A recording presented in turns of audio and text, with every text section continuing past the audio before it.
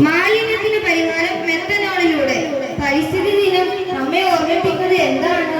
നമുക്ക് വായു, ജലവും ഭൂമിയും നൽകി പോരുന്ന പ്രകൃതിയെ സംരക്ഷിക്കുക നമ്മളുടെ കടമയാണ് എന്നതല്ലേ? അത് നമ്മൾ ചെയ്യുന്നുണ്ടോ?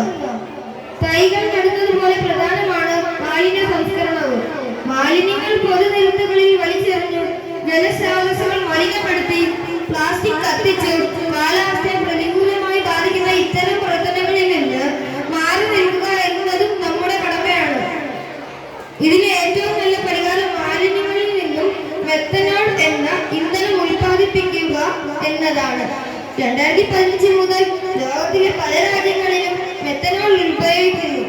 500 മെട്രിക് ടൺ മാലിന്യത്തിൽ നിന്ന് 50,000 ലിറ്റർ മെത്തനോൾ ഉൽപ്പാദിപ്പിക്കാം. ലിറ്ററിന് 30 രൂപ ചിലവ് വരും. ഇതിലൂടെ ഇന്ധന ചിലവ് ഇനത്തിൽ നമ്മുടെ രാജ്യത്തിന് ലഭിക്കുന്നത് കോടിക്കണക്കിന് രൂപയാണ്. ഒപ്പം പകർച്ചവ്യാധികളിൽ നിന്നുള്ള മോചനവും.